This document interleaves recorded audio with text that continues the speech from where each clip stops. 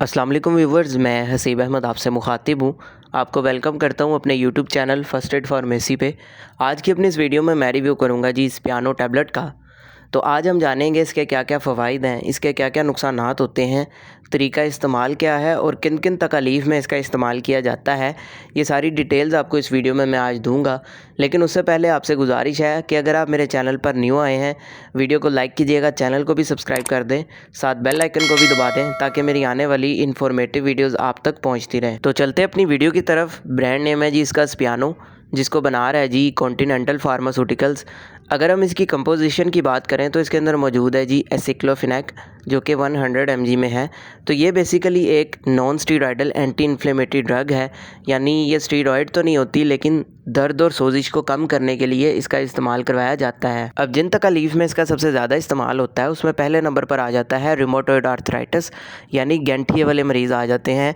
इनमें होता ये है कि इनके जोड़ जो हैं वो मुतासिर होते हैं, जोड़ों में शदीद स्वेलिंग होती है, साथ दर्द होती है। तो इस तरह के मरीज़ों में दर्द और सोजिश को कम करने के लिए इसका इस्तेमाल करवाया जाता है। इसके अलावा आ जाता है जी ऑस्टियोआर्थराइटिस। इनमें होता ये है कि बढ़ती उम्र के साथ साथ जोड़ जो हैं वो कमज़ोर होना स्टार्ट हो जाते हैं, जिसकी वजह से जोड़ों में शदीद स्वेलिंग होती है, दर्दें होती हैं। ख़ास तौर पर बुज़ुर्ग हज़रात के ये घुटने जो हैं वो ज़्यादा मुतासिर होते हैं, चलते फिरते वक्त भी उनको जो है वो तकलीफ़ का सामना करना पड़ता है। तो इस तरह के मरीज़ों में भी दर्द और सोजिश को कंट्रोल करने के लिए इसका इस्तेमाल करवाया जाता है। इसके अलावा इसका इस्तेमाल कमर की दर्द में भी करवाया जाता है, स्पेशली जब आपको मोहरों की तकलीफ़ होती है, उसकी वजह से जो है आपको कमर में दर्दें होती हैं। तो इस कंडीशन में दर्द को कंट्रोल करने के लिए इसका इस्तेमाल जो है वो करवाया जा रहा होता है।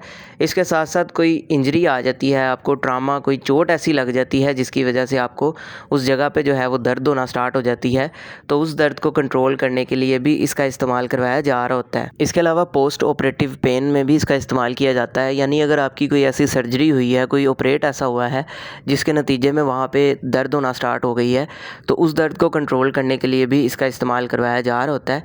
इसके साथ साथ डिस्मेनोरिया में भी इसका इस्तेमाल किया जाता है, यानी ख़वातीन में जो माहवारी के दौरान दर्द होती है पीरियड्स पेन में, उसमें भी इसका इस्तेमाल किया जा रहा होता है। अब बात कर लेते हैं इसके नुकसानात की। तो इसके नुकसानात में आपका स्टमक अपसेट देखने में मिल सकता है, मैदे में दर्द हो सकती है, मैदे में ज़ख़म या अल्सर की शिकायत हो सकती है, छोटी आंत में कोई ज़ख़म या अल्सर की शिकायत देखने में मिल सकती है।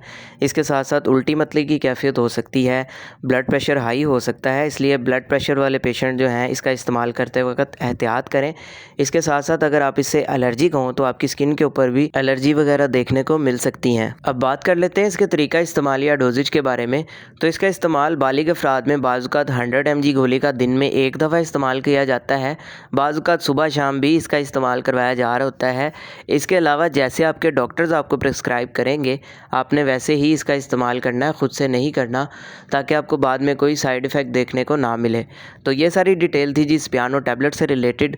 उम्मीद है आपको पसंद आई होगी। इससे रिलेटेड कोई सवाल हो कमेंट सेक्शन में आप मुझसे पूछ सकते हैं। वीडियो पसंद आई हो तो वीडियो को लाइक कीजिएगा, चैनल को भी सब्सक्राइब कीजिएगा। अपना ख्याल रखिएगा। अल्लाह हाफ़िज़।